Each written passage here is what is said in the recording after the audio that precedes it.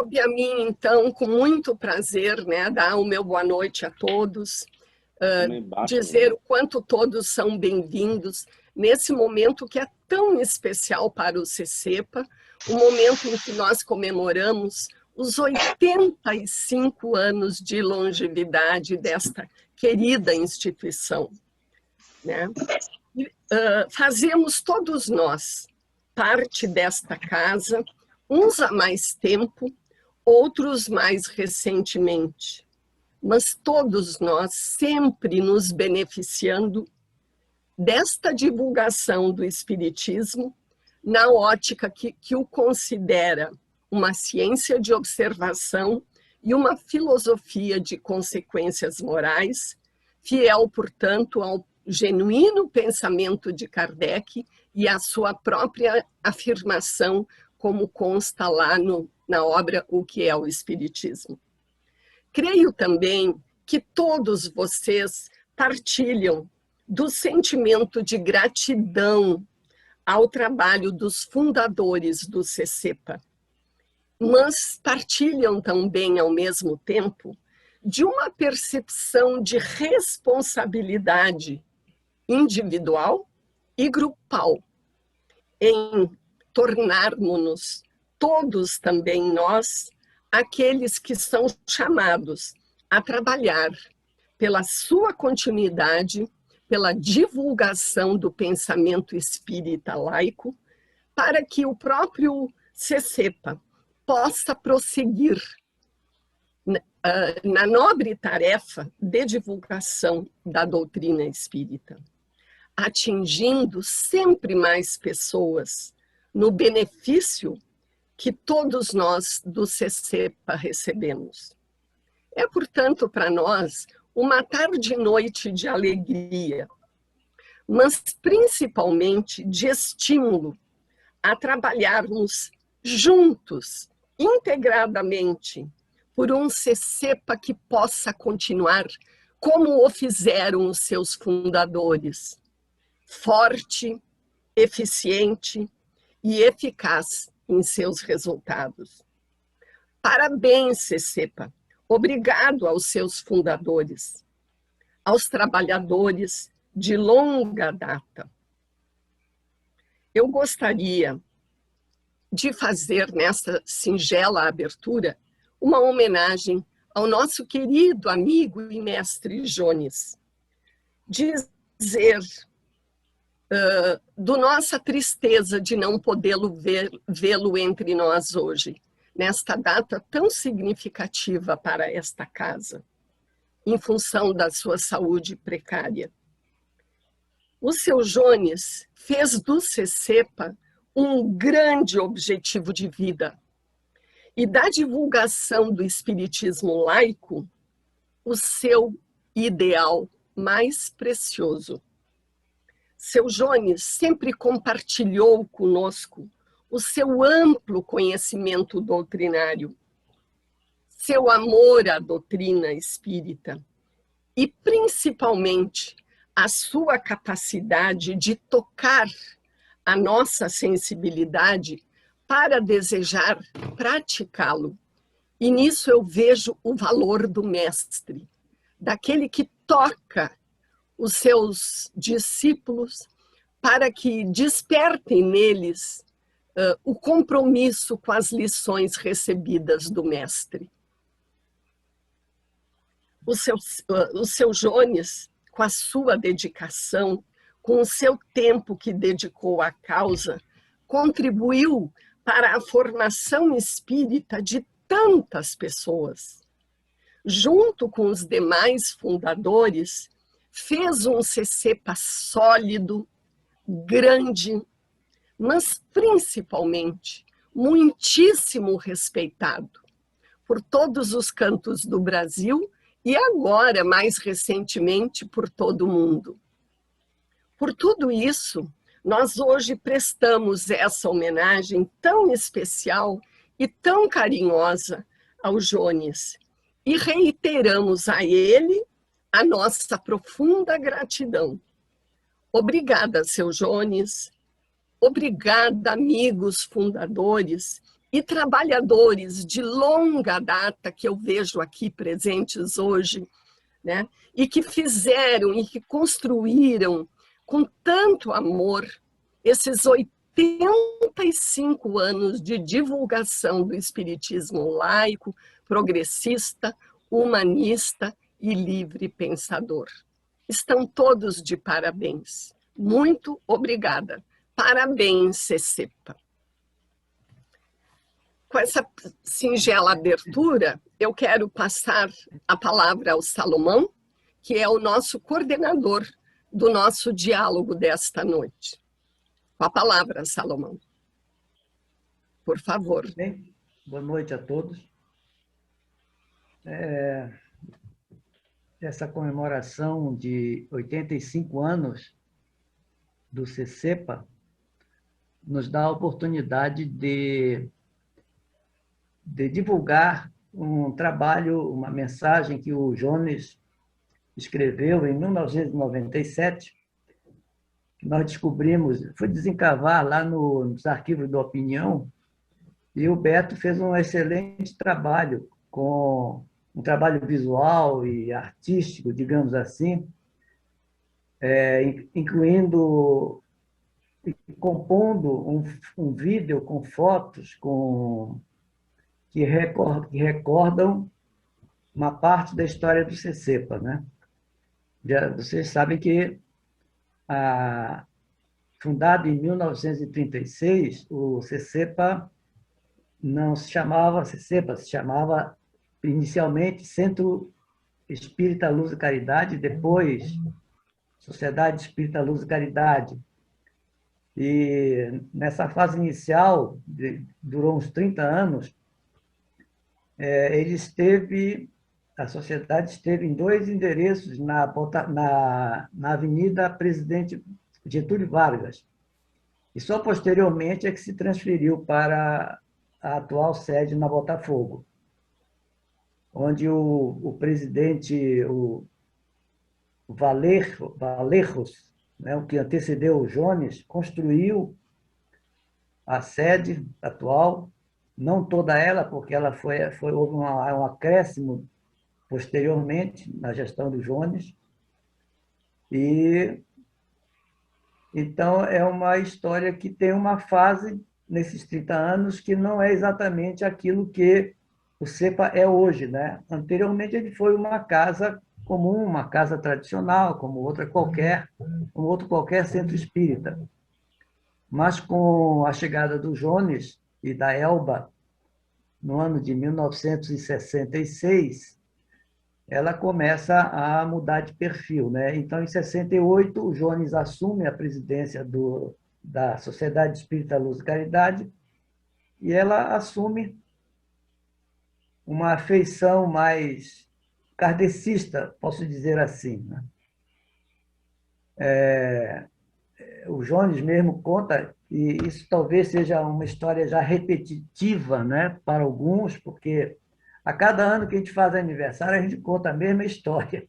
Talvez para os mais novos seja novidade, né, algumas coisas do que eu vou dizer. Mas é sempre bom a gente lembrar, porque do passado a gente aprende, né, e tem condições também de projetar o futuro.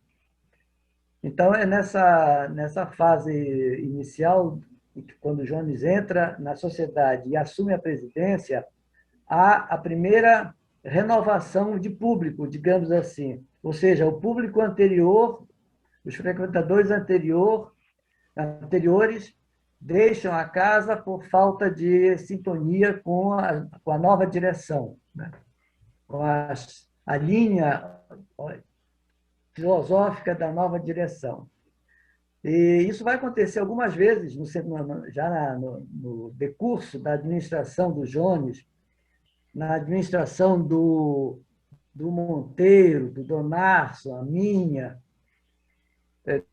do Milton, quando algumas mudanças acontecem na casa e o público que estava habituado a uma certa tradição não se ajusta às novas posturas, às novas orientações, e aí abandona a casa.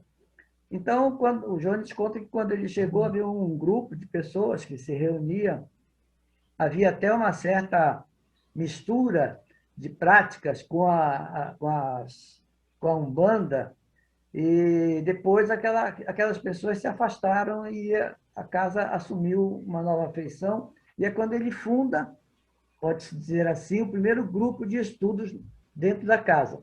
Era ele, a Elba e o casal Ismar Vilhordo e Ieda Vilhordo.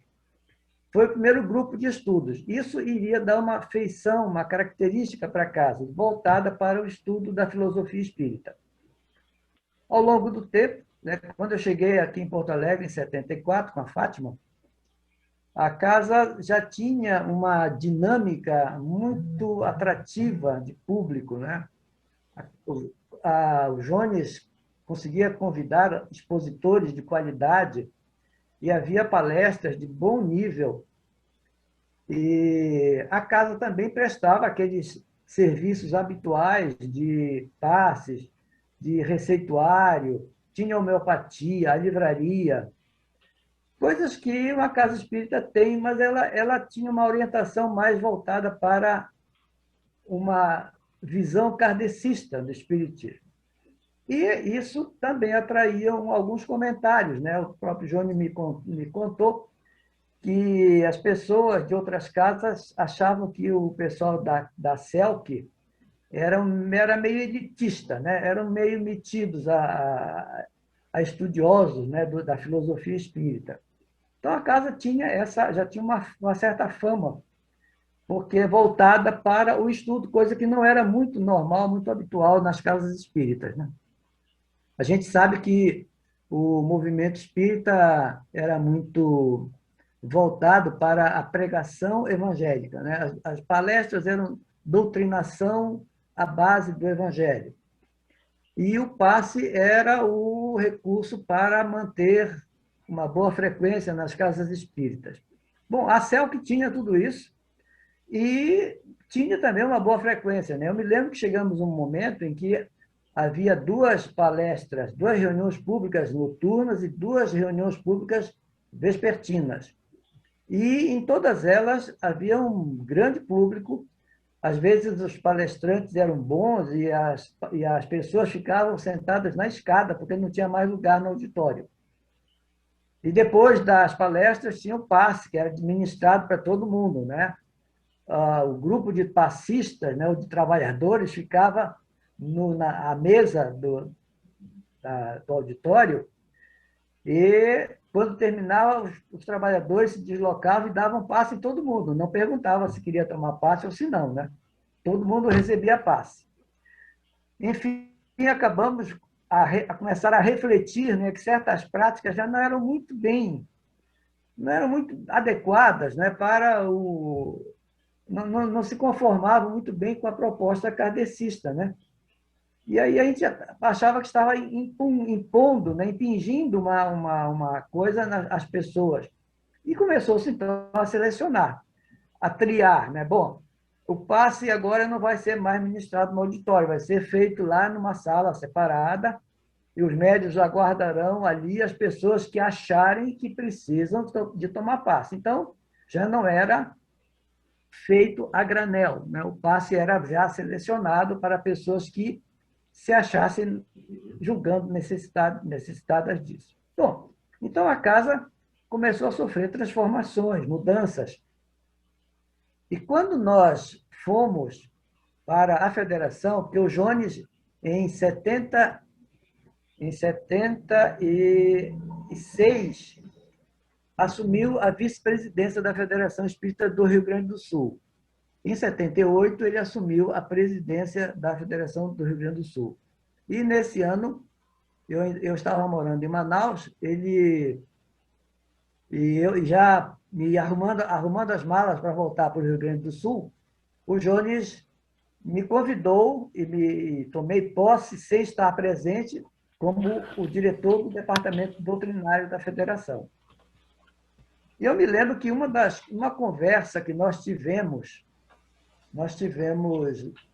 eu diria, ao pé da escada, nessa escada que tem no Centro Cultural, eu me lembro muito bem da conversa que nós tivemos naquela noite, que ele apontava uma lacuna do movimento espírita. Era justamente essa questão do estudo doutrinário, porque, como eu disse, nas casas espíritas as reuniões eram para pregação, geralmente do evangelho, eram palestras, seguidas de passe. Mas não havia grupos de estudo, apesar de que a federação já tinha alguma orientação a respeito disso. Mas não eram comuns os grupos de estudo. E, nessa noite, eu me lembro que o Jones apontou essa lacuna no movimento espírita de que deveria ter alguma coisa organizada em torno de estudo metódico do espiritismo. E quando quando ele assumiu a federação e eu cheguei de viagem, ele assumiu em janeiro, e cheguei em Porto Alegre, eu acho que em fevereiro ou março. Lá por abril, não recordo agora mais a data, eu estava na federação, já no departamento doutrinário, e numa reunião mediúnica que se realizou lá, o espírito Ângelo Aguaró dita uma mensagem, através da Cecília Rocha, a respeito do estudo das obras de Kardec, incentivando uma campanha. E daí surgiu uma ideia de se fazer uma campanha de estudo sistematizado da doutrina espírita para que as casas espíritas implantassem esses grupos de estudo. E o modelo que nós levamos para a federação foi o modelo de grupo de estudo que nós tínhamos adotado na CELC, naquela ocasião. Bom, então aí começa a história, né, do CCEPA, aliás, da CELC ainda, afetando o movimento espírita gaúcho, né? Porque aquela ideia que era da CELC foi levada para a federação lança em 1978, no mês de julho, a campanha de estudo sistematizado, e, com isso, o movimento espírita começava a ser sacudido em termos de uma releitura da obra de Kardec. Ou seja, as casas estimuladas começavam a estudar as obras de Kardec, orientadas por um modelo que a Federação Gaúcha estava distribuindo, né? Modelo pedagógico. Bom, agora eu vou fazer uma interrupção nisso aí, porque depois a história é muito longa, né? E tomaria todo o tempo da nossa reunião. Eu vou aproveitar para fazer a leitura da mensagem que, na verdade, é o motivo da nossa reunião de integração de hoje, né? Porque nosso trabalho nessas reuniões de integração é tomar um artigo, uma matéria publicada no Opinião e analisar essa matéria, né? Buscar aprofundar, discutir alguns aspectos do assunto que foi desenvolvido no nosso jornal Opinião. E, por sinal, né, a partir deste 85º aniversário, está tendo suas matérias, algumas das matérias traduzidas para o espanhol, e o Beto já inseriu essas matérias no blog do Opinião. Então, a partir de hoje, podemos dizer desta data, o Opinião pode ser lido em espanhol, ou seja, como ele é distribuído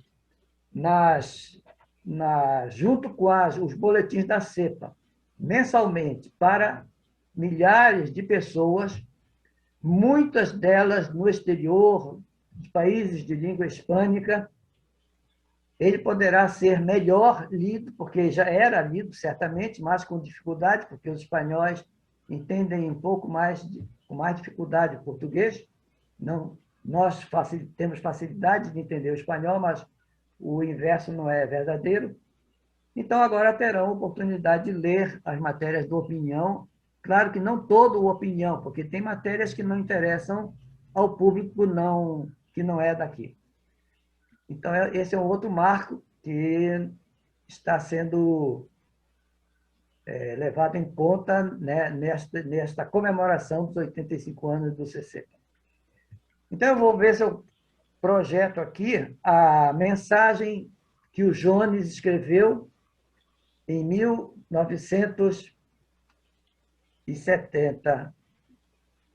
1997, e que nós resgatamos, né, para... Deixa eu ver se eu consigo aqui. Isso.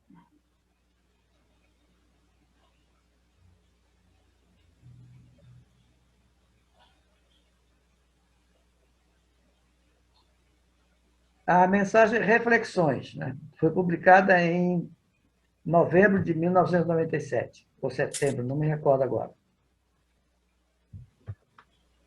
Eu vou ler por parte, né? Não chega a 10 lâminas, então não se preocupe, que eu acho que não vai demorar muito, né? Todo mundo já leu, né? Mas eu acho que é bom também a gente recordar o texto dessa mensagem pela sua importância, né? Diz o Jones: reconheço que a doutrina espírita, no que se refere à sua essencialidade, pode ser apreciada de várias formas. Parece evidente que nossas características culturais e psicológicas são determinantes na seleção daquilo que mais nos sensibiliza, que mais se afiniza com a nossa natureza, merecendo por isso destaque especial. Eu li esse trecho aqui e me veio à mente isso que acontece com o Espiritismo, e que Kardec já, de uma certa forma, havia previsto, né, de que ele não seria uniforme, não seria idêntico em todos os lugares. Em cada país, em cada região, ele acabaria assumindo feições, adaptando-se às peculiaridades daquela região, daquele país.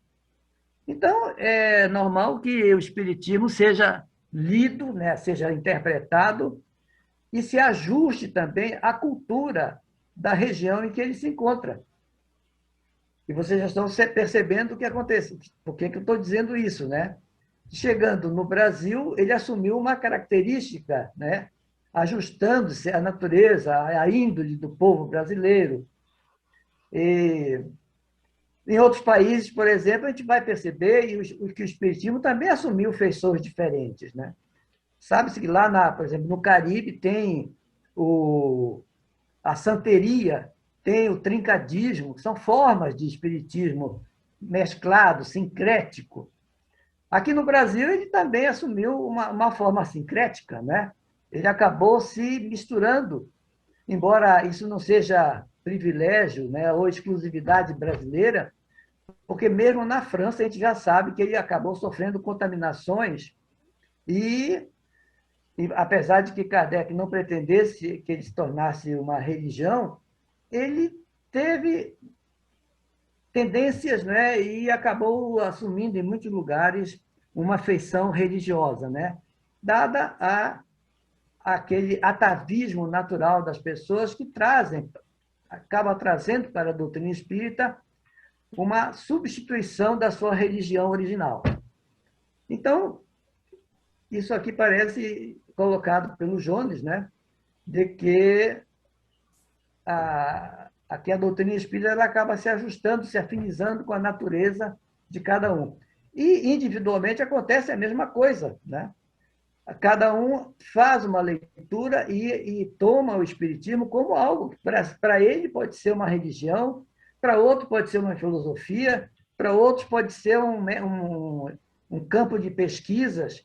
A gente sabe, por exemplo, que após a codificação, aqueles pesquisadores que se destacaram, que nós citamos sempre nas nossas palestras, um William Crookes, um Delany, um Aksakoff, um Ernesto Bolzano, um Gustavo Gelei, enfim, tantos desses pesquisadores, muitos deles se dedicaram apenas à parte fenomênica, né, científica da doutrina espírita, sem muita vinculação com a filosofia espírita. E o próprio princípio da imortalidade, por exemplo, nos países anglo-saxões, ele é visto não sob a ótica da doutrina espírita surgida na França, né? Nos países anglo-saxões vige o novo espiritualismo, o new espiritualismo, que não tem nenhuma conexão com o espiritismo francês, com o kardecismo. Sabes que nos países anglo-saxônicos, né, isso que se chama de novo espiritualismo tem uma feição mais de uma organização religiosa até, tem uma base fenomênica muito forte, há uma prática da mediunidade remunerada, profissionalizada até, enfim, torna a coisa diferente. Então, o espiritismo pode se revestir, né, de características culturais diferentes em cada país, em cada região, e até mesmo individualmente. Continuou Jones dizendo: pessoalmente, identifico-me com aqueles que veem no espiritismo, sobretudo, a ciência que, interpretando racionalmente os fenômenos mediúnicos, fez do espírito, pela primeira vez na história, objeto, aqui teve um errinho, central de sua pesquisa, revelando a existência do espírito como ser concreto e circunscrito, que, em certos casos, pode ser apreendido pelos nossos sentidos. Kardec inicia uma revolução conceptual que ainda não foi valorizada nem pelos espíritas. Isso é uma realidade que a gente comenta, né, correntemente, né? E a doutrina espírita ela acabou se direcionando, né, para algo que não era exatamente aquilo que Kardec pretendia. Herculano Pires dizia, talvez um pouco presunçosamente, que o espiritismo é uma síntese conceptual do mundo moderno, como o cristianismo o foi do mundo greco, judaico, romano, e o mosaísmo do mundo antigo. Apesar de do escancarado cristianocentrismo desta afirmação, que parece não reconhecer na milenar cultura oriental mais do que um ensaio para o surgimento do mosaísmo, é evidente que a vocação daquele espiritismo de Allan Kardec e Leon Denis para a síntese, vocação esquecida ou desapercebida pela maioria dos espíritas, especialmente no Brasil, que aceitaram a transformação do vigoroso e promissor pensamento espírita em mais uma religião. Este processo de sectarização retirou o espiritismo do campo aberto dos debates científicos e das especulações filosóficas e o isolou nas áreas pouco ventiladas das religiões, das crendices.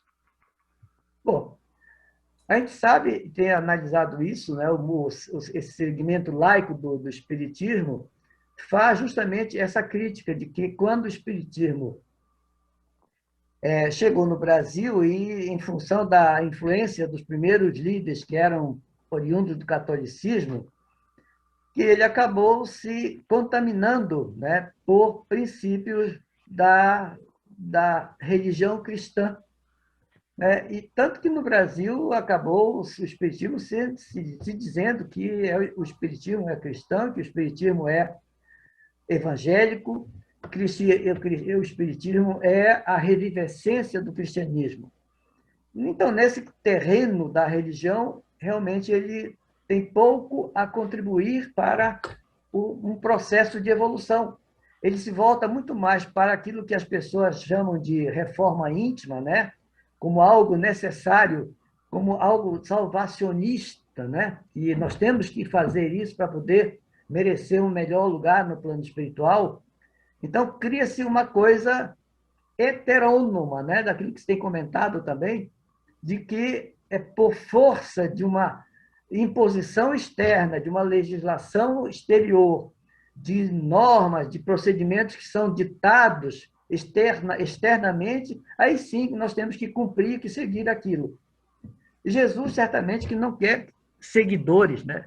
Jesus quer pessoas autônomas que, quer dizer, se Jesus está olhando isso de nós, ele certamente não está esperando ninguém homenageando a ele, rezando para ele e fazendo, mas sim agindo como ele agiu. Isso é que seria uma postura mais autônoma, né? Que, infelizmente, o espiritismo brasileiro acabou perdendo, né? E que, felizmente, também agora, em função de novas contribuições de autores, de pesquisadores que estão surgindo, há uma nova sacudidela, digamos assim, no movimento espírita para uma reflexão mais racionalista. A religião espírita até que é bem sucedida no Brasil, né? Tendo conquistado adeptos e admiradores, principalmente pelas realizações de natureza assistencial. É uma religião simpática e certamente seria a minha escolha, diz o Jones, se me obrigassem a ter religião. Não nos iludamos, porém, com esta simpatia, ela não tem profundidade. Eu também me comovo diante do trabalho abnegado de profitentes das diversas religiões. Isto, entretanto, não me arrasta para estas religiões, nem modifica a minha filosofia de vida. E aí está uma questão fundamental.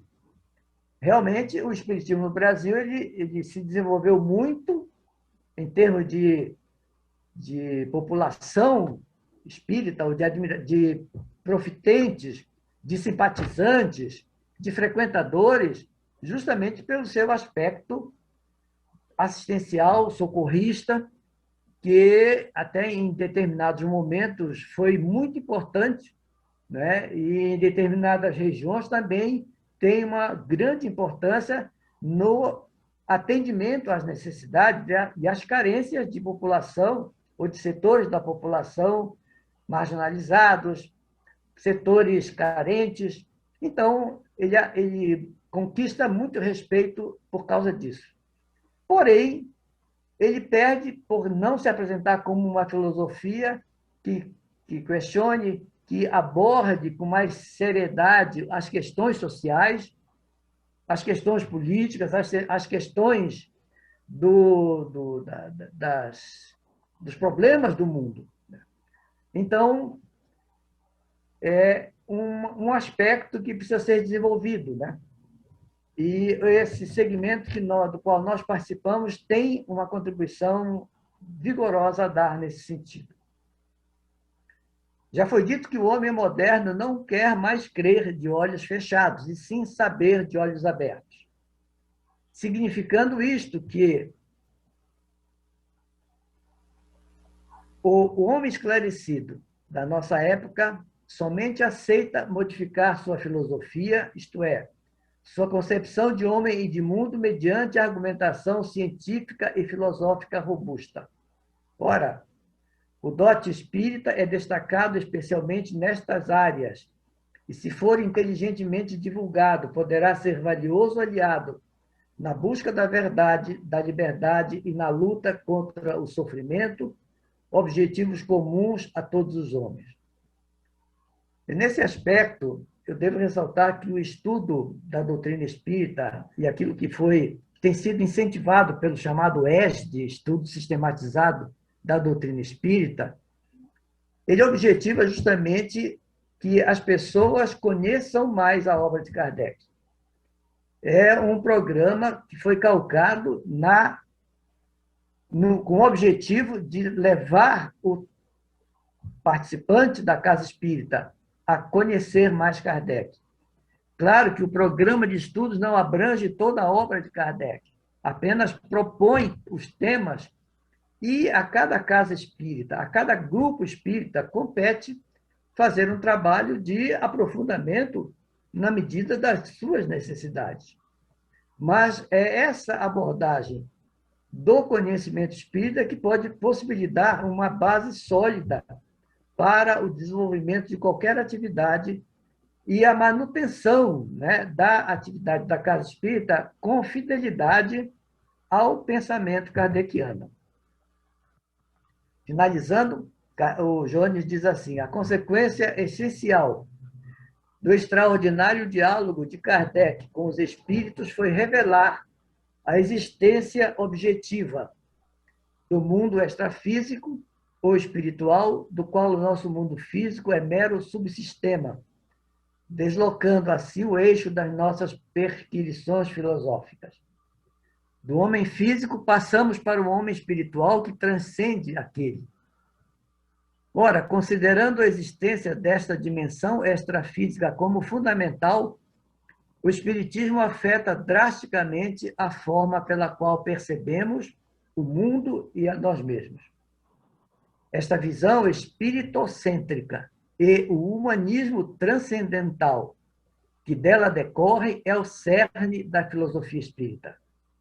Sua natureza renovadora, revolucionária, é evidente. É como brisa fresca no deserto, mas é doutrina de homens para homens e só poderá ser aquilo que dela fizermos. Eu destaquei essa última frase só também para fazer referência a uma das características do Jones, né? A sua maneira otimista de ver o homem, no humanismo, humanista como ele é, mas de uma visão positiva, confiante, absolutamente certa de que o homem ainda tem imperfeições, mas esse homem tem capacidade de superar as suas limitações, as suas deficiências. E que o Espiritismo é realmente, aí concordando com Leon Denis, né, é aquilo que os homens fizerem dele. Mas essa frase, é como brisa fresca no deserto, também caracteriza uma faceta do Jones. É o seu senso estético, né, com relação ao belo, com relação ao agradável, aquilo que é sereno. E a nossa casa, o nosso centro cultural espelha muito bem isso. Na sua estrutura física, os traços de beleza, de ambiente acolhedor, de ambiente que propicia o diálogo, a descontração e a limpeza, enfim, tudo aquilo que em muitas casas espíritas, antigamente, pelo menos, era tomado como um valor, né? Casas escuras, com pouca luminosidade, às vezes até com descuido material, porque queríamos a necessidade era de valorizar o espiritual e não o físico. Enfim, é um aspecto que eu destaco nesse final de comentário acerca dessas reflexões do Jones. Eu vou parar por aqui, porque eu quero que vocês agora falem e comentem, se for o caso, né, algum aspecto dessa mensagem, desse texto. E aí, se for necessário, perguntem mais alguma coisa, porque muitos de nós aqui também somos participantes da história da CELC e do CECEPA e poderemos comentar sobre qualquer aspecto. Muito obrigado.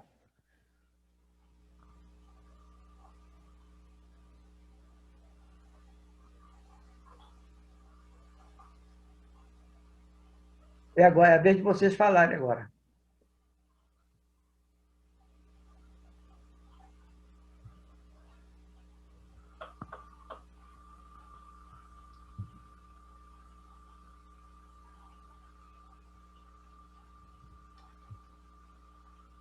Será que eu esgotei o tempo?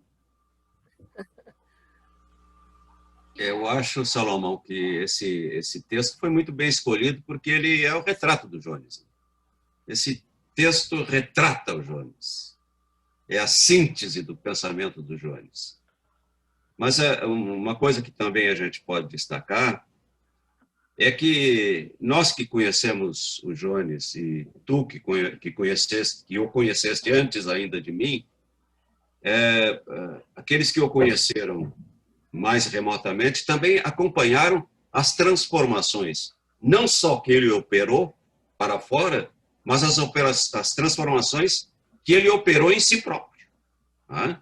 Porque ele também tinha uma visão, logo que ele começou na casa espírita, chegou lá naquela casinha que praticava as mais diferentes e exóticas formas de mediunidade, de mediunismo, né? Ele tinha, claro, uma visão muito mais racional, mas ele foi levado para lá também por um ímpeto religioso, né? Ele tinha uma visão evangélica também.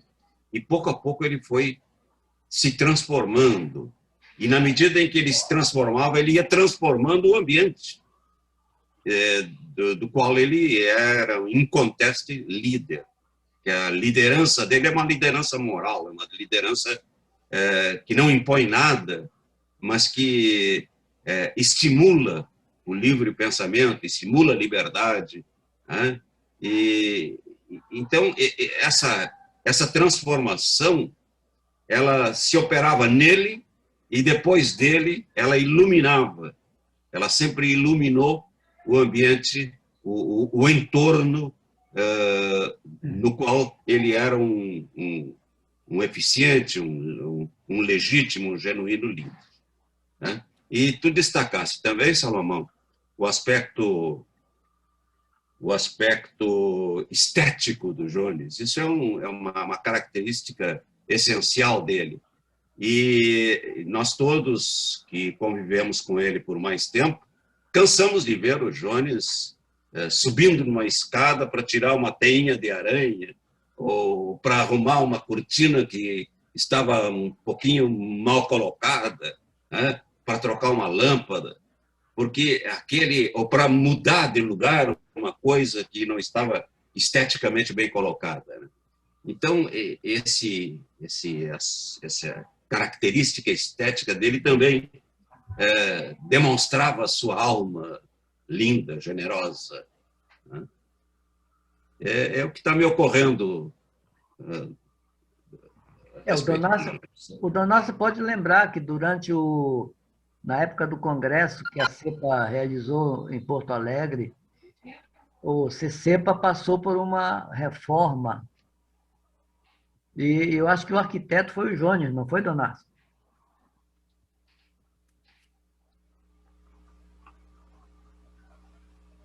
Tá, teu microfone. Teu microfone, Donácio. Está ouvindo agora? Sim. Ok.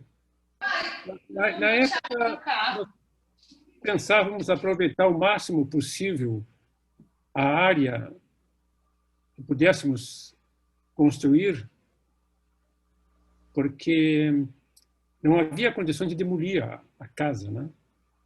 Ao lado. Porque nós perderíamos todo o recuo, né? Porque teríamos que recuar. Então, fomos desenhando, eu e ele, fomos fazendo a dimensão das peças, ajudando, e aí saiu o melhor aproveitamento possível, até eu acho que foi feito ali, né? Temos uma área bem grande e uma bela condição de sede, né? Mas eu queria lembrar do seu Jones, né? Bem no começo, quando quem me levou para Selke, né? Foi o Monteiro.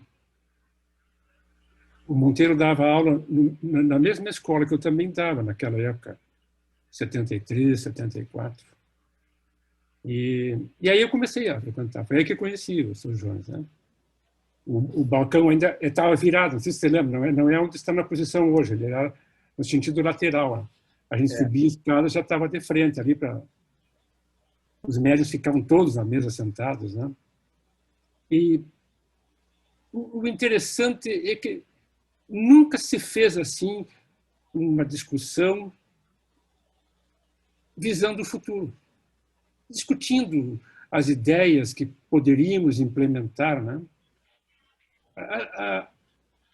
As coisas foram acontecendo à medida que o nosso pensamento também ia mudando, né? E claro que a gente tinha muitas dúvidas, sobretudo em não machucar as pessoas, né? Que tinham pessoas extremamente acostumadas no hábito de tomar o passe, de frequentar a casa, do tipo de mensagem que recebiam nas palestras.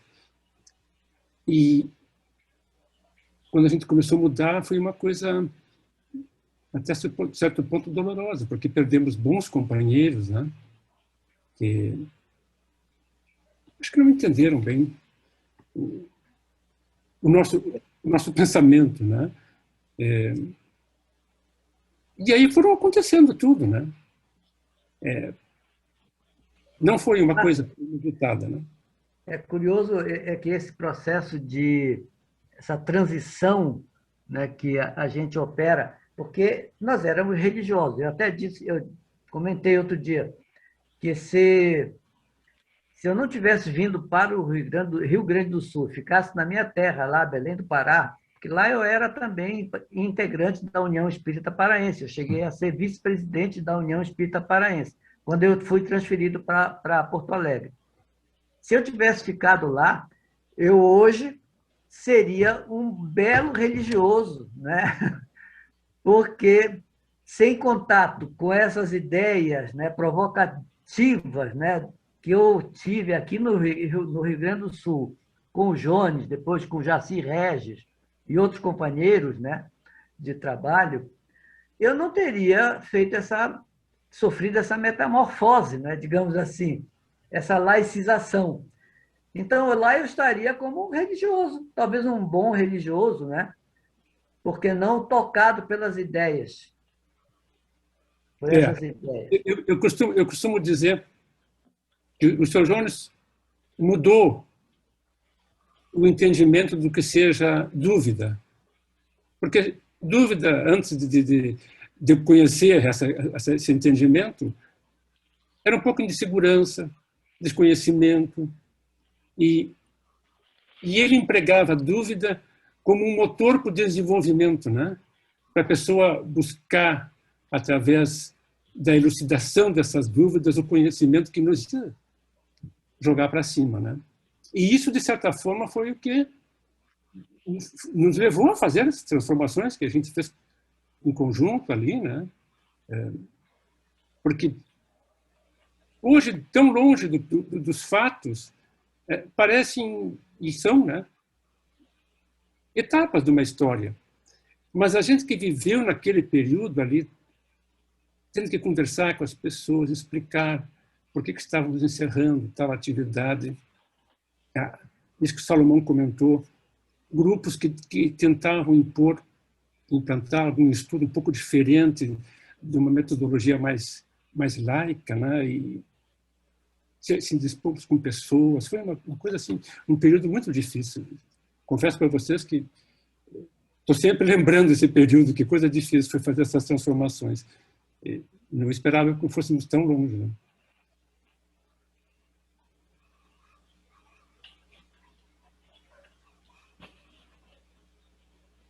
Bom, eu estou calado que é para ver se alguém, né, se atreve a falar, a lembrar alguma coisa ou a questionar.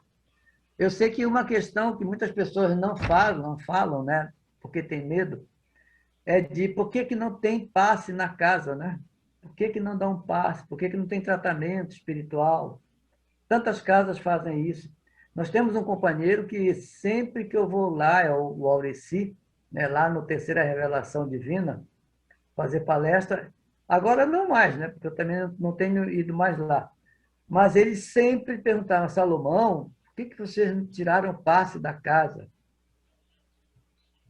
Isso aí é importante, as pessoas precisam. Bom, eu sei que precisa, mas todas as casas espíritas dão passe. Lá nós queremos não dar passe para ter pessoas que não vão lá por causa de passe, né? Foi uma opção que nós fizemos. Nós queremos aqui pessoas que venham aqui porque querem conhecer o Espiritismo, porque querem estudar a doutrina espírita.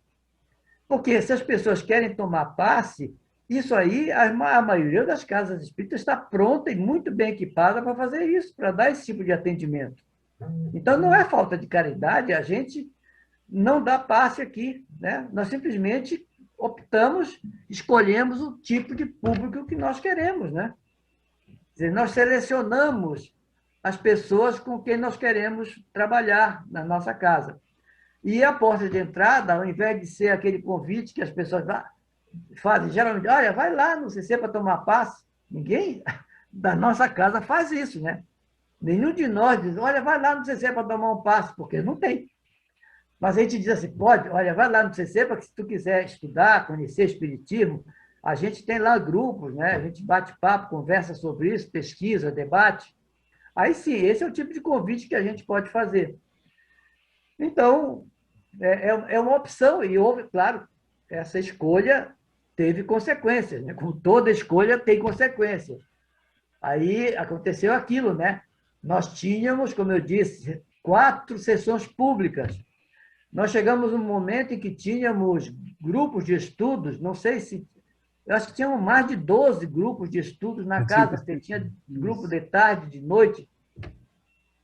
E aí, com essas mudanças que aconteceram a partir dos primeiros momentos em que nós começamos a contactar com as ideias lá do grupo de Santos, do Jaci, depois com os contatos com o John Naspuro, da CEPA, e fomos nos contaminando, né, por essas coisas de laicidade, de racionalismo, de humanismo, de livre pensamento.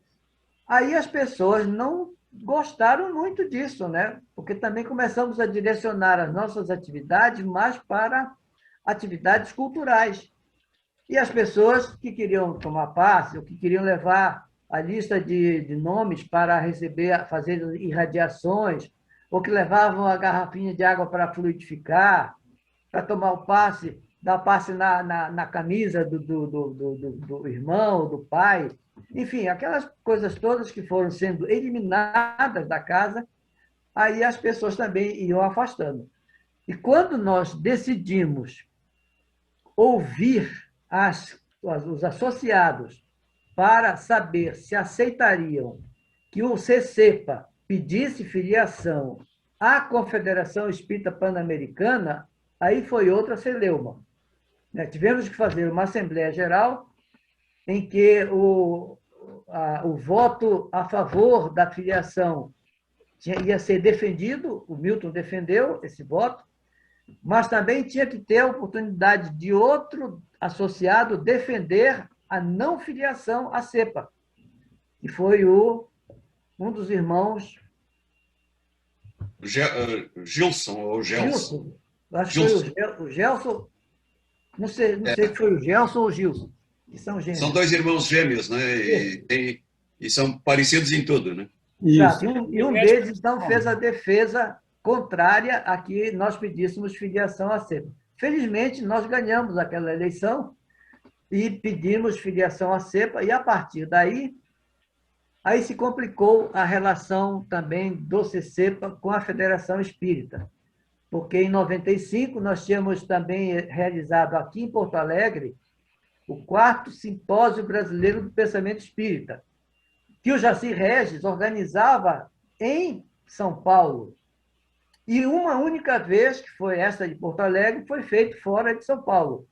E, por esse motivo, a Federação Espírita do Rio Grande do Sul, considerando que isso não era atribuição de um centro espírita, que extrapolava, né, e feria o estatuto da federação, e porque também, nessa ocasião, nós tínhamos solicitado filiação à CEPA, aí a federação suspendeu o CCEPA do seu quadro federativo, sem que a gente já tivesse recebido sequer o diploma de filiado à confederação, só porque tínhamos extrapolado as nossas funções de casa espírita, que não podia fazer um evento de caráter nacional.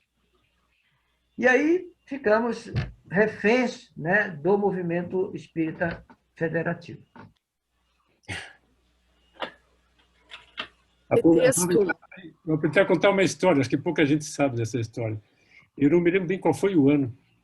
O Milton, o esposo da Eloá, ele trabalhava tinha uma empresa de gravações, trabalhava bem com câmeras, né?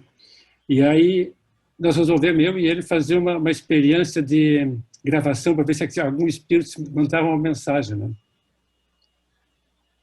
Tinha um engenheiro eletrônico que fazia algum tipo de pesquisa lá no Hospital de Clínicas, aí ele veio participar e, como não tinha médium que se dispôs a fazer ali no CCEPA, também veio mais uma médium. Aí nós acho que gravamos uns 6 meses. Aí não apareceu nada e faltou paciência para a gente continuar a pesquisa, né?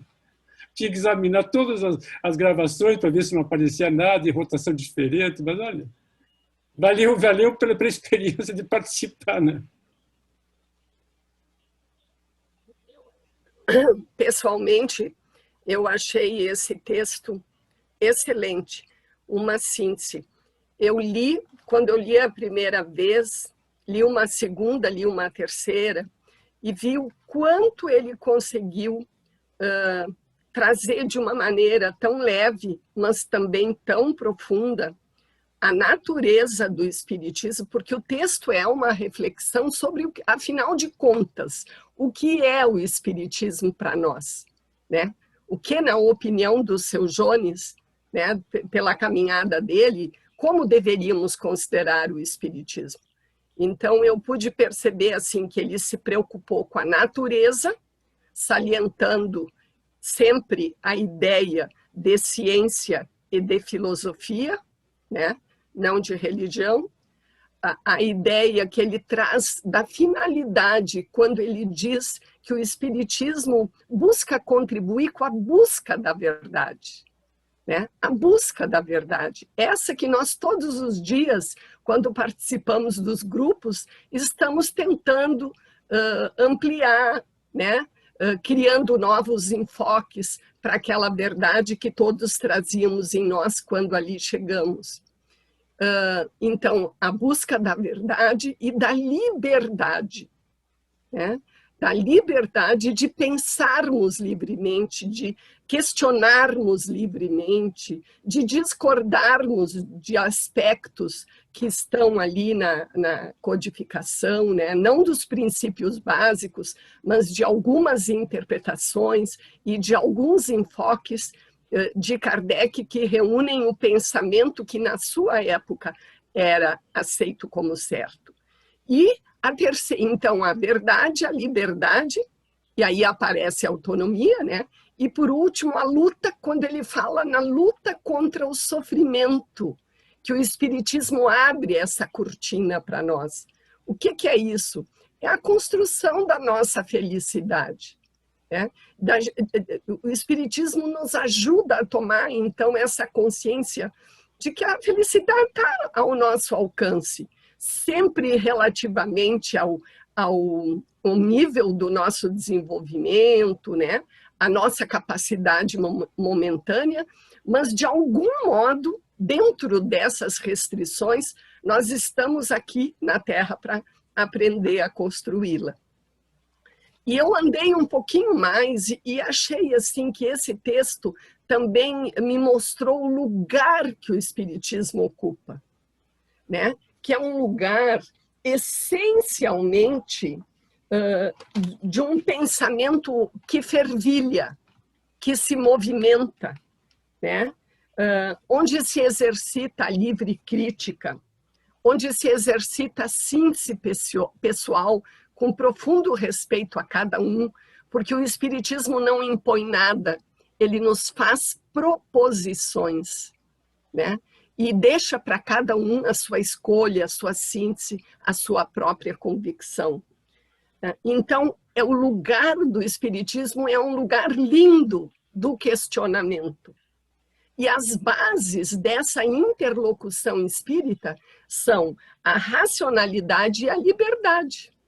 Essa é a base dos nossos diálogos, que ali na casa a gente tenta ter o trilho, né? O que mantém assim o fio dos nossos diálogos, a racionalidade e a liberdade de pensamento. E aí vocês sabem que quando eu cheguei no CECEPA, eu comecei a participar das reuniões de sexta-feira à tarde, que o seu Jones costumava ter um adjetivo. Ele dizia assim, chegaste para a hora da bagunça? Né? Ele se referia àquele momento descontraído em que as pessoas livremente diziam o que pensavam, e ele dizia, Dirce, é uma bagunça, mas é uma bagunça produtiva. Né? A gente fala, todo mundo diz, mas a gente produz. Né? E E aí eu me sentava ao lado do seu Jones e bebia da sua sabedoria, né? E nesses anos de sentar ao lado dele, eu anotei muitas frases que ele falava, assim, na hora, a propósito de algum assunto que a gente estivesse conversando. E tem uma que vem muito a propósito desse lugar que o Espiritismo ocupa para mim, né? Que é o lugar, entre aspas, da bagunça, do livre pensamento, né? Da expressão genuína de cada um ali, e sem aquela preocupação de sairmos dali com um pensamento igual todos nós. Então, abrindo aspas para a frase do seu Jones. Deus nos fez teimosos, curiosos, indagadores, porque sem isso não há evolução. Deus nos fez teimosos, curiosos e indagadores, porque sem isso não há evolução. As ideias ficam no conforto, naquela superficialidade confortável, né? Com a curiosidade, com a indagação, com a nossa teimosia, nós revolvemos as ideias e elas conseguem evoluir. E aí ele diz, há no homem um impulso interno, divino, que o impele para a frente. Fechar aspas. Eu achei muito linda essa frase, que ela ilustra bem esse lugar que ele deu ao Espiritismo nesse trecho que ele escreveu e que o Salomão acabou de nos dialogar conosco sobre ele, né? Então, queria dividir com você. Queria perguntar uma coisa. O nosso horário vai até 8h30, Beto? Podemos ir até as 8h30, se ficar bom para vocês. Tá. Então eu vou fazer o seguinte, tomar uma atitude autoritária. Já que eu sou o provocador, eu vou provocar individualmente cada um dos que estão aqui presentes. Então, cada um vai ter... Eu vou olhar, porque está todo mundo aparecendo, se não estiver aparecendo, tem um nome na frente. Vai dizer alguma coisa, nem que seja 1 ou 2 minutos. Pode ser um comentário sobre a mensagem do Jones, pode ser um comentário sobre alguma dúvida a respeito da casa, da sua programação, uma crítica, enfim, falem qualquer coisa, mas falem. 1 minuto para cada um. Quem inicia? Ligue o microfone agora, todos, por favor. Eu posso iniciar? Pode. Posso? Eu vou iniciar porque eu vou ter que sair da reunião. Eu tenho uma aqui da faculdade para entrar, tá? Quem está falando é a Beth? É a Beth. A Beta, tá? Tá, Beth. Então, assim, quando tu estava lendo ali aquela mensagem do Jones, e sabe uma coisa que me veio muito, assim, muito presente, e até então eu nunca tinha pensado nisso, né? Quando tu falou naquela parte da religião, que houve esse desvirtuamento, o que eu vejo? Que alguns já conseguiram progredir e não precisam ter uma religião. Outros ainda precisam. Mas o que segura ambos seria a doutrina espírita, ou os ensinamentos de Kardec. Então, aqueles que já conseguiram se desprender, já entendem, eu entendo, isso não é uma religião. Mas outros, justamente por estarem perdidos, por assim dizer, né, ainda precisam de algo. Não sei, me veio isso. É só isso que eu tenho para falar, tá, Salomão? Eu acho muito oportuno essa tua colocação, Beta. Não é pelo fato de não ter religião que uma pessoa seja melhor. Não significa progresso o fato de não ter religião. E muitos que não têm religião, por outro lado, são mais caridosos, são mais superiores, são mais elevados, são mais solidários do que alguns que têm religião. Mas não pode ser uma coisa generalizada, né? O fato de alguém não precisar mais de religião, eu, por exemplo, digo, não preciso de religião, mas isso não me faz melhor do que alguém que tem religião e que pode ter uma conduta muito mais adequada, muito mais elevada, nobre do que a minha. Não vamos generalizar, né? Eu vou ter que sair agora da reunião. Obrigada. Obrigado, Tchau. Beta, pela sua presença. Tchau, Beta. Quem fala agora? Pode ser eu, Salomão. Vou levar menos de 1 minuto. Entendi. Quando eu cheguei na casa, não lembro bem se foi 2014 ou 2015, o primeiro grupo me assustou bastante. Eu disse, mas eles são muito, até prepotentes, querendo fazer críticas ao que o Kardec escreveu, né? Eu disse, não volto mais, não volto mais. Primeira e última vez, não volto mais. E daí, para surpresa, na outra sexta-feira eu estava aí e não vi a hora de chegar. Gostei muito. Então, uma palavra do seu Jones, que me gravou muito, que eu até escrevi, foi essa aqui, ó. Sabemos pouco, não temos certezas definitivas, mas ousamos buscar. E é este buscar que nos impulsiona, né, pessoal? Esse buscar que nos impulsiona a tentar entender cada vez um pouquinho mais, né?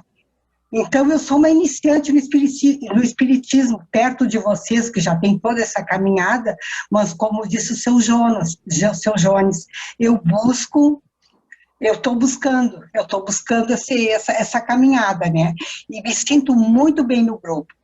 Quando nós fazíamos aquele chá às sextas-feiras, era altamente gratificante para mim. Estou usando com vocês. Gosto muito e estou continuando aqui no grupo do Beto, estou com, né, nos estudos dele, mas a casa fez um bem enorme para mim. Sou muito grata a todos vocês. Obrigada. Tu resgataste uma frase realmente muito importante e que nós não tínhamos mencionado ainda hoje. Essa frase do Jones. Isso. Eu vou falar um pouquinho agora. Tereza? Tereza. Como todos também, eu vim de um espiritismo religioso. Mas mesmo assim, sendo religioso, eu tinha ideias um pouquinho mais claras e que me causavam dúvidas e me faziam ter interrogações. Até que um dia as minhas irmãs estavam lá, a Marta, a Eva, e a Marta começou a me cutucar para ir para lá. Eu chegando lá, encontro pessoas que ainda pensavam como eu, porque eu entrei em 91 lá. Ainda não tínhamos toda essa mudança. E depois me aproximei muito do seu Jones. E tinha momentos que eu não concordava com ele, achava ele também um pouco prepotente, mas ele falava, ele se posicionava de um jeito tão delicado e tão claro que as dúvidas cresciam dentro da gente. E eu fui uma pessoa assim que eu senti uma transformação imensa dentro de mim e a respeito do espiritismo. Eu era uma pessoa assim que eu tinha muita culpa. Eu carregava muitas culpas dentro de mim. E o seu Jones, eu me senti alegre e livre, eu me senti livre quando entrei no CCEPA, porque eu comecei a estudar e ouvia muito. Eu mais ouvia do que falo, até hoje eu sou assim. Eu mais ouço do que falo. Mas houve uma transformação imensa. Apesar de, mesmo até hoje, apesar de algumas coisas eu não concordar, eu me sentia feliz ali dentro, como eu me sinto ainda. Aquilo para mim foi uma escola muito maior que os bancos escolares.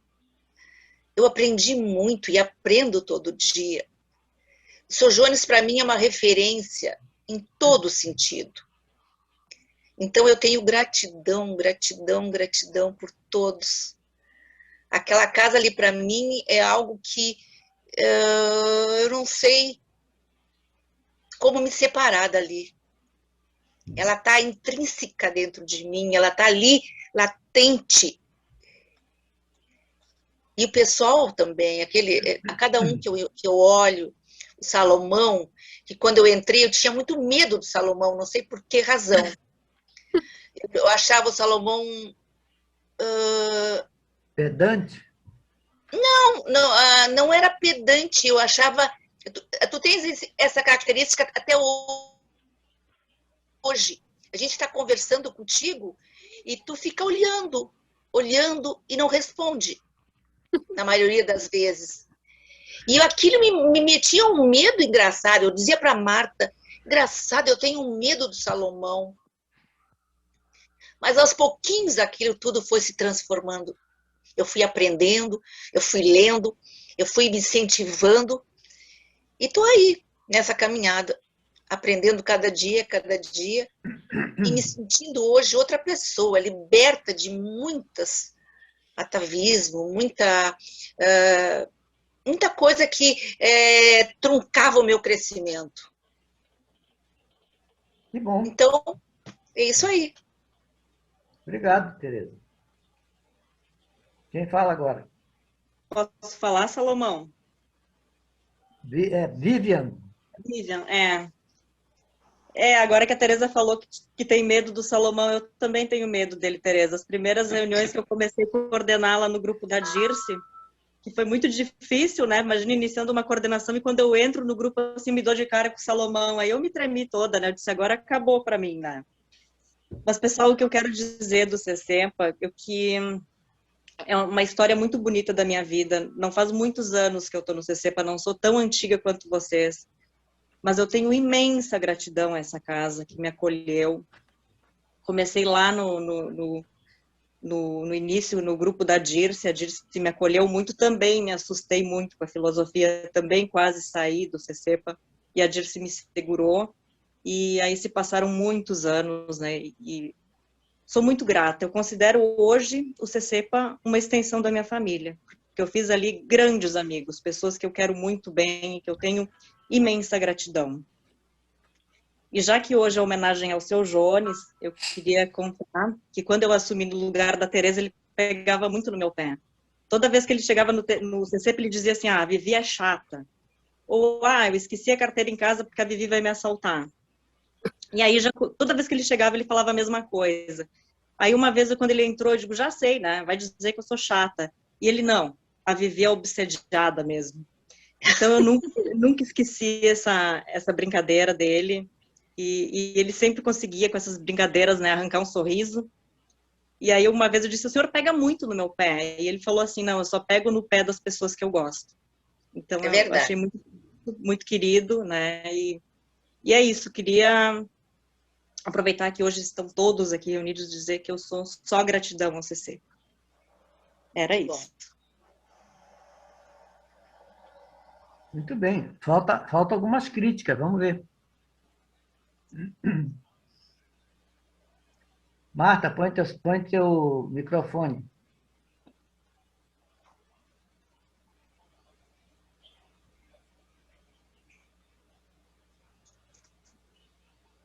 Só tem coisas boas, Salomão, não tem críticas. Eu também, eu aprendi muito com o seu Jones, aprendi muito, cresci muito, porque eu também, como a Teresa disse, nós víamos um espiritismo muito religioso.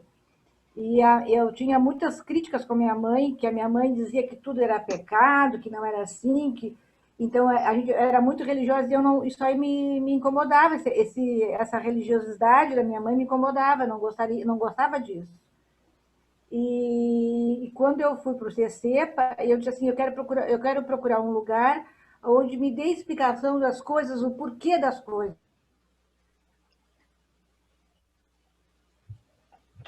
E trancou. Congelou, Marta. Congelou. Quando eu entrei no CCEPA, eu acho que foi lá pelos anos 80, 79, eu também comecei a estudar, comecei a ler e fui me cativando. E conversando muito com o seu Jones, também com o Donarso, que a gente conversava muito, que era do grupo do Donarso. E eu dizia, olha, não sou estudiosa, mas eu quero aprender. E fui aprendendo, fui crescendo. E hoje eu me sinto bem melhor. A minha vida, assim, nada me assusta mais com as coisas, entende? E eu acho que tudo que a gente que passa, de bom e de ruim, é para nós evoluir, para nós crescer como indivíduo, como espírito.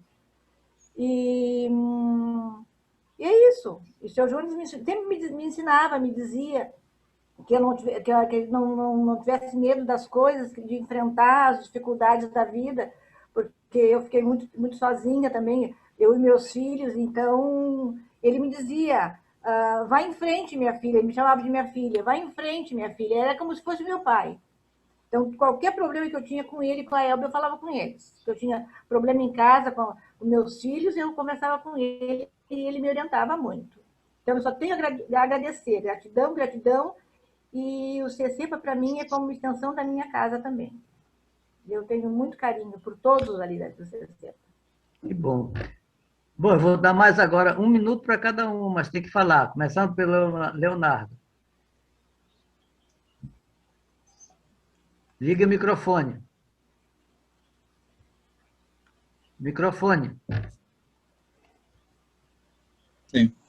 A primeira vez que eu fiz palestra na CELC, eu não tinha muita segurança, porque tinha que falar durante meia hora ali e tinha que conhecer bastante o assunto e estar bem guardado o que eu tinha que falar. Então, eu fazia num papelzinho desse tamaninho um roteiro assim dos itens que eu tinha que falar, algumas palavras-chave, né?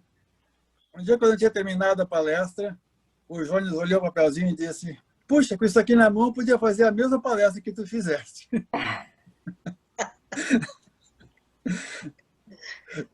O que me chamava a atenção, que até hoje eu vejo no Jones, é um carisma muito forte. Ele era um sujeito que a gente tinha facilidade de se abrir com ele, se sentia à vontade junto com ele. Ele tinha maneira de dizer as coisas que ele queria. Assim, da maneira mais natural possível, ele dizia as coisas importantes que a gente tinha que saber. Se essa reunião de hoje é uma reunião ao Jones, ela está sendo, eu acho que a minha participação nela se resume a isso. Obrigado. André, quer dizer alguma coisa? Quer, né? Microfone.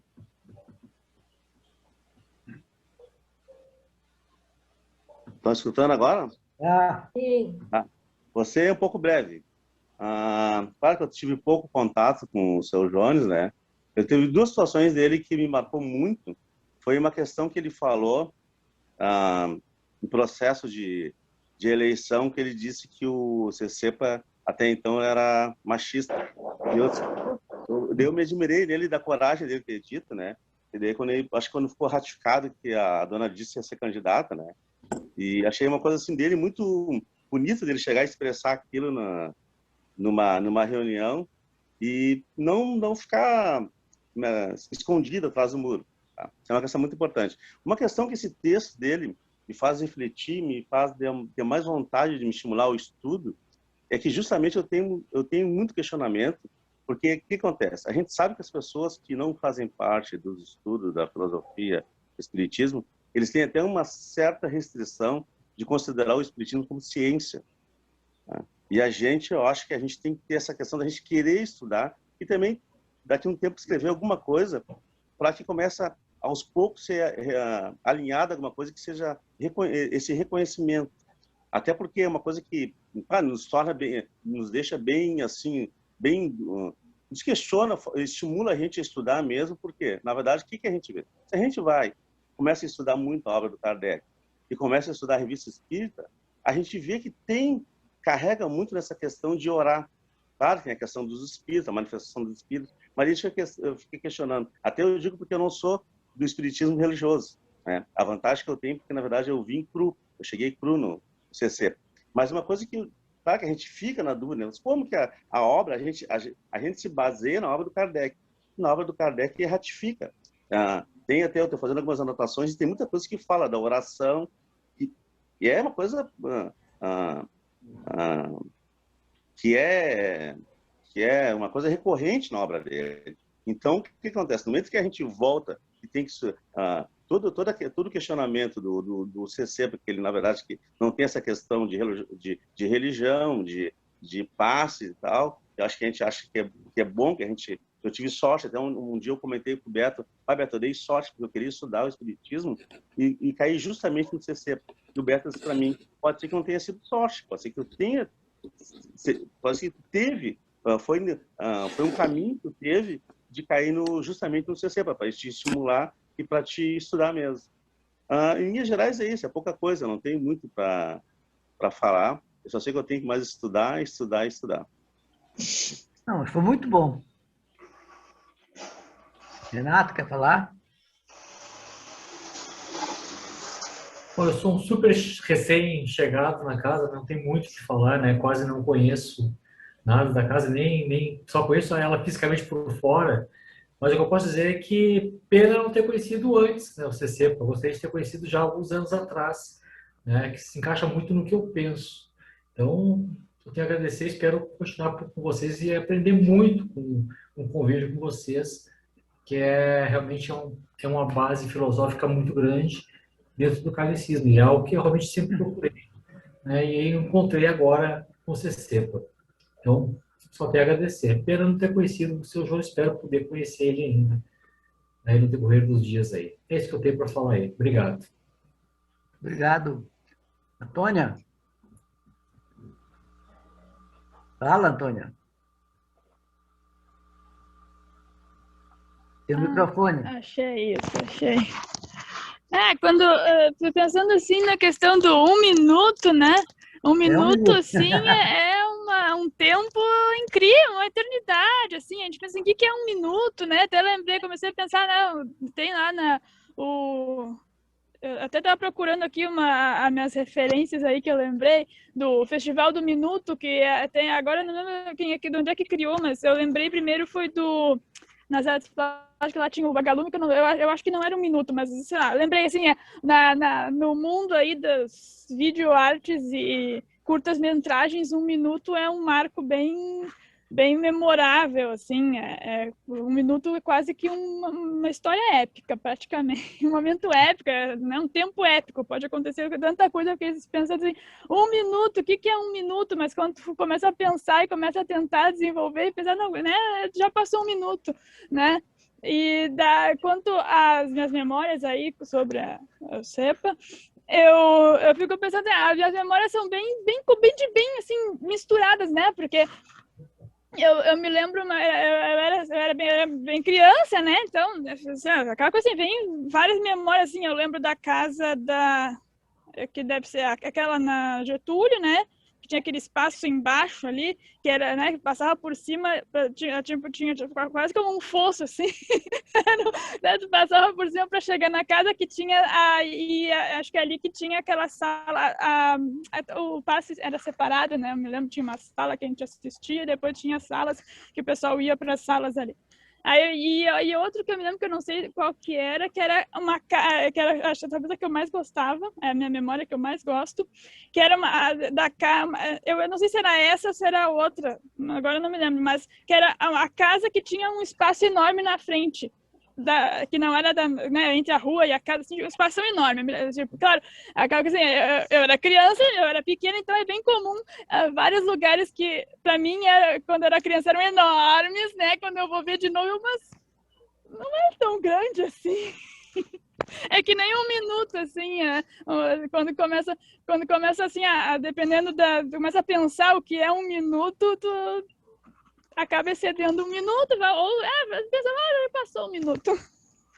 Então, as minhas memórias têm vários momentos, assim, porque, né, vai surgindo vários episódios, várias coisas assim que eu me lembro, algumas coisas das casas assim que tinha, assim.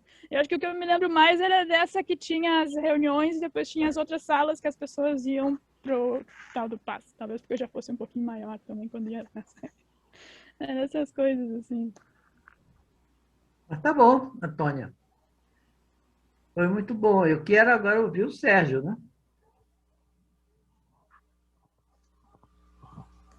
Teu microfone. Eu acho que não falta ninguém depois, né?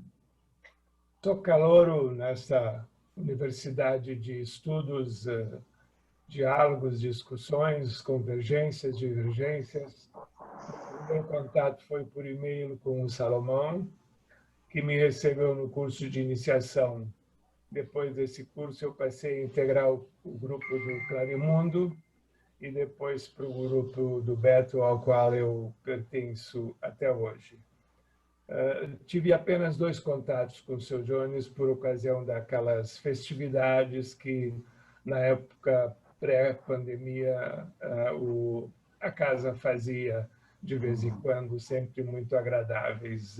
Então, eu não tenho muita lembrança dele e tenho ouvido com muito gosto esses depoimentos que vocês que conviveram com ele mais tempo nos deram agora neste nosso breve encontro de hoje.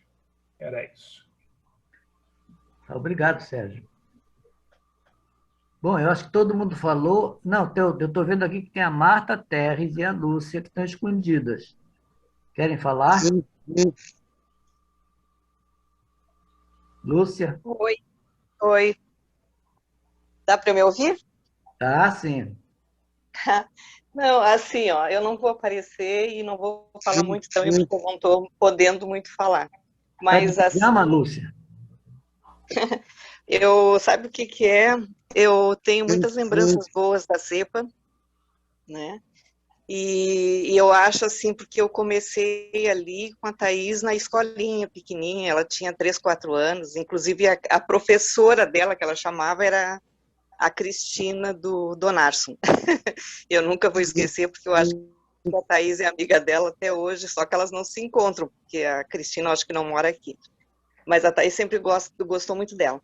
E depois, assim, as lembranças sempre, né, dos trabalhos, as modificações, eu saía, voltava, depois ficava um tempo em outro e voltava, né? Mas eu gostei muito porque na hora que diziam assim, que vocês falaram, não tem dogmas, né? Isso aí me chamou a atenção, porque eu não gosto muito de rituais. E eu acho isso muito bom. E aí o estudo, que eu entrei ali assim, e eu acho que eu não vou sair, eu só vou voltar mesmo assim, quando tiver talvez presencial, né, Salomão? Que eu já tinha comentado contigo. E assim, olha, eu assim me sinto muito assim privilegiada de fazer parte da casa, apesar de não ser atuante, mas eu sempre gostei muito e gosto muito dos estudos, porque eu saí de um catolicismo assim, que tinha que ir à missa, né? Mas isso, moça, isso lá em Caxias ainda, aqui eu quase não pratiquei. Vou em missas quando assim eu preciso ir para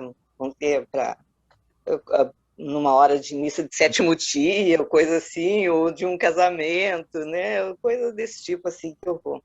Mas o que me prende realmente na CEPA é esse sem dogmas, né? Que eu acho assim que é o principal para mim, né? Que não tem. E as minhas orações, quando eu faço, não é que eu não faço oração, eu faço orações, faço minhas preces, né? A gente manda mentalizações, assim, vibrações para amigos que estão precisando, né?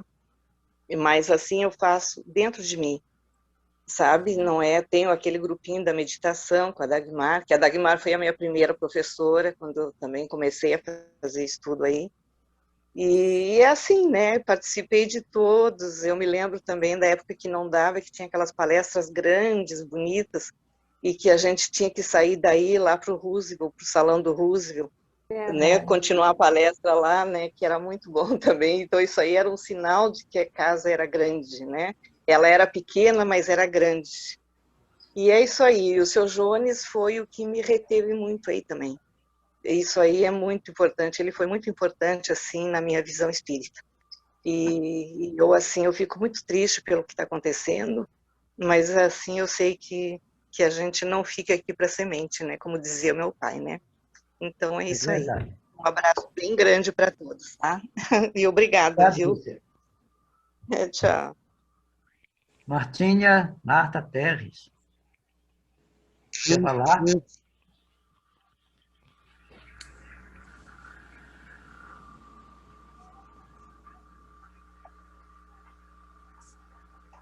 Talvez não consiga.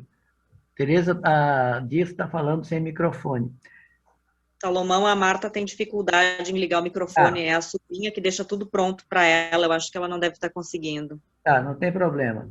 Mas então, eu acho que só falta falar o Beto, que é o nosso vice-presidente.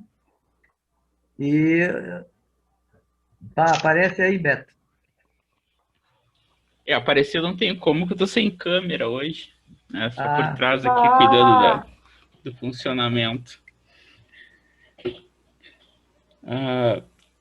Gente, assim, é contigo, Beto. Hoje temos ainda pela frente, passar pelo sorteio da rifa, né? Então, acho que eu vou passar a palavra para a Vivian, para ela proceder com o sorteio. Pode ser? Posso começar, Beto? Contigo. Bom, primeiro, então, agradecer a todos que adquiriram a rifa. Nós colocamos 300 números à venda, R$5. Arrecadamos R$1.500. Já havíamos arrecadado 3.000 na outra do Natal e nessa da Páscoa mais 1.500. Então, são aí uns R$4.500 que nós vamos destinar à reforma do telhado do CC. Então, vamos lá. Hoje fizemos de uma outra forma. As rifas eram sempre um prêmio. Hoje vamos ter primeiro, segundo e terceiro lugar, tá? Então, agora os números estão todos aqui, devidamente conferidos, do 1 ao 300. Vou sortear agora o primeiro lugar, que é a coleção das obras básicas Letras Gigantes, que é o Livro dos Médiuns, Evangelho segundo o Espiritismo e Livro dos Espíritos. Vamos lá. Aqui, Peraí, saiu 2. Deixa eu devolver aqui. Peraí.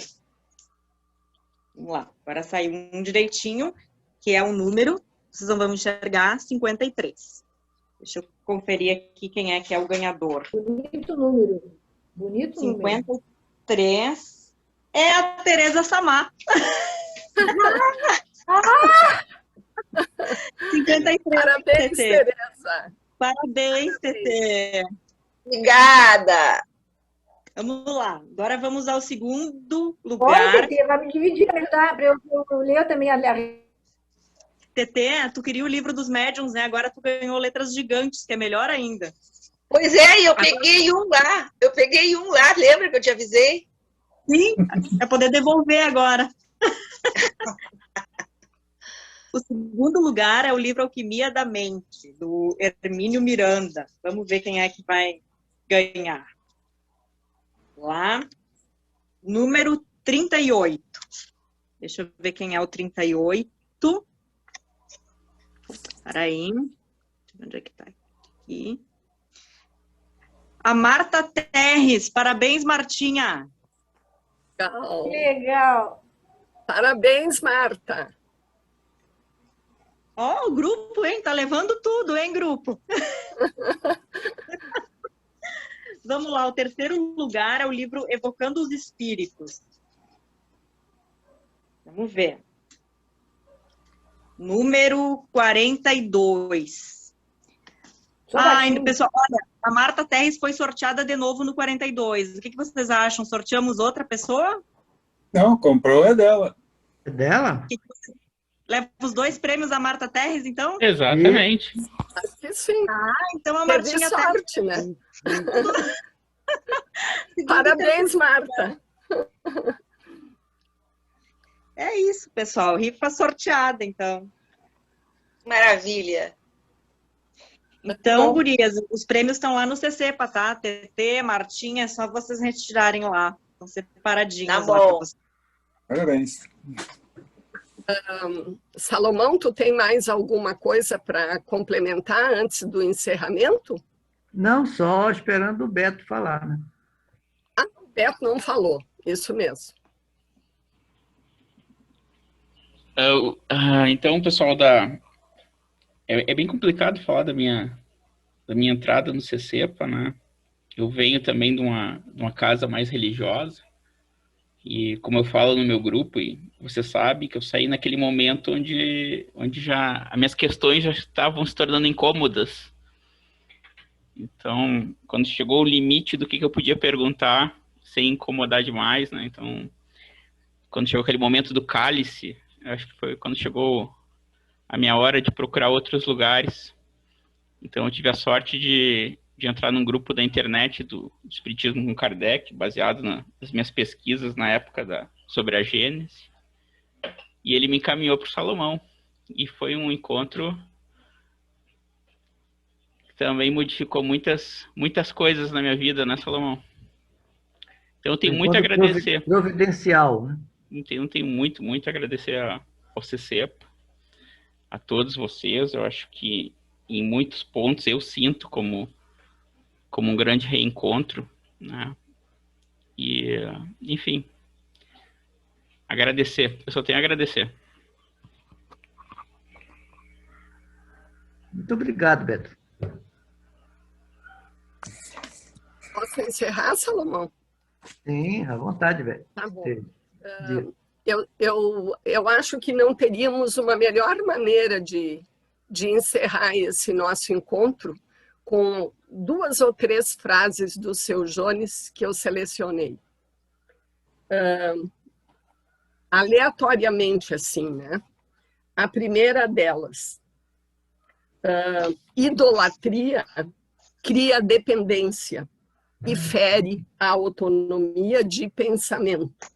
Rejeita a natureza humana, que é livre, não dependente, feita para dever e saber pensar por si mesmo. O intelecto, essa aqui eu gostei muito, o intelecto faz uma pessoa mais esclarecida, mas não a faz melhor. Achei genial essa. A outra, ignorância e inteligência são diferentes, mas ambas podem produzir crueldades. Inteligência e ignorância são diferentes, mas ambas podem produzir crueldades. Descobrimos o erro pelas consequências que traz. Vejam como é verdadeiro, né? Descobrimos o erro pelas consequências que traz. Este processo é que provoca mudanças. A consciência da própria ignorância é o fundamento para buscar e aprender. E mais 2 para finalizar. Certezas são castrantes.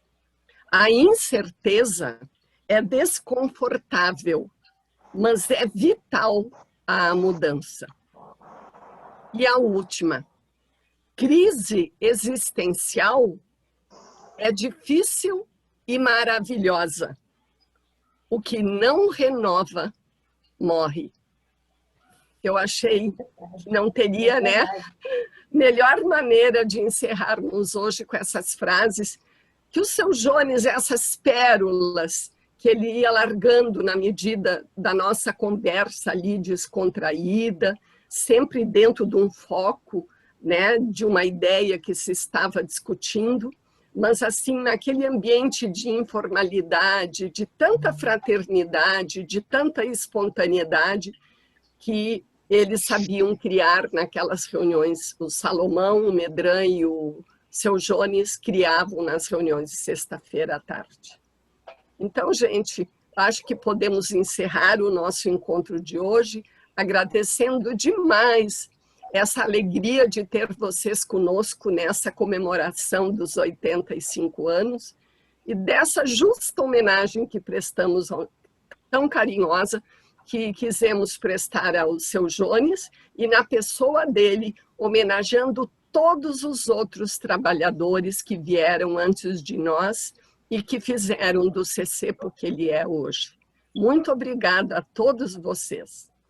Um grande beijo a todos. Uma boa noite. Obrigado. Obrigado, boa noite. Boa noite. Boa noite.